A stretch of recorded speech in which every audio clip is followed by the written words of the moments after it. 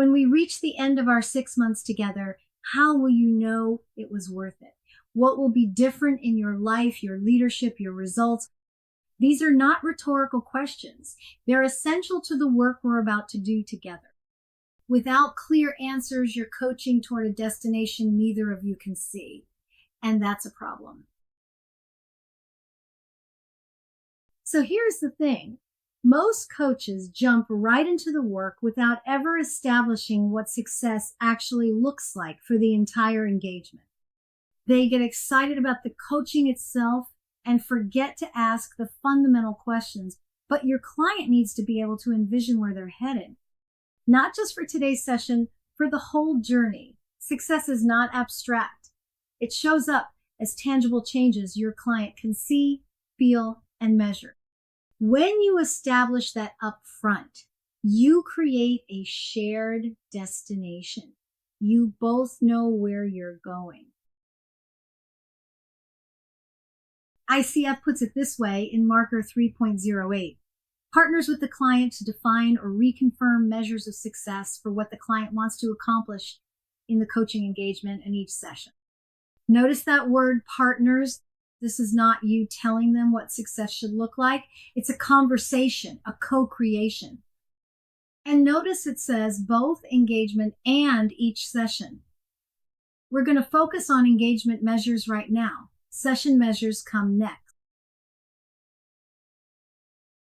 Let me tell you why this matters so much. Without clear measures, you're coaching toward a vague destination. Direction without definition creates frustration for both of you. Think about it. How do you know if you're making progress if you never defined what progress looks like? Progress becomes subjective, difficult to celebrate.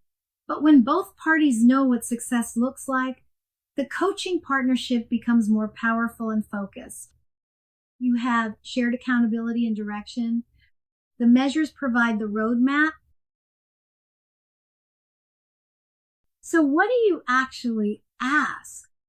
As you define that plan and those goals for the relationship, you should also be identifying how will we know that we have gotten to what you want when we get to the end? What will you measure? What tangible things or conditions will exist when we've gotten there? These questions invite your client to envision the future state and work backward to define success. You're shifting from abstract goals to concrete indicators that can be tracked over time. And that shift makes all the difference. Let me give you some examples of what good engagement measures sound like. A client might say, I will have received feedback from my team that I am more approachable. Notice what's happening there.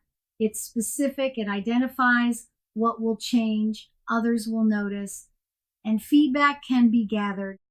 Or they might say, I will have made and executed a decision about this career change. Clear action. A decision will be made. Execution is observable. Time bound by the end of the engagement, or my direct reports will be taking more initiative. Behavioral change. Initiative is observable. External validation. Success that goes beyond just the client. See the pattern? Specific, observable, trackable. Your client can clearly identify when they've been achieved. Now, let me be clear about what to avoid. Setting vague measures like, I'll be a better leader. Better by what standard? What will being better actually look like in practice?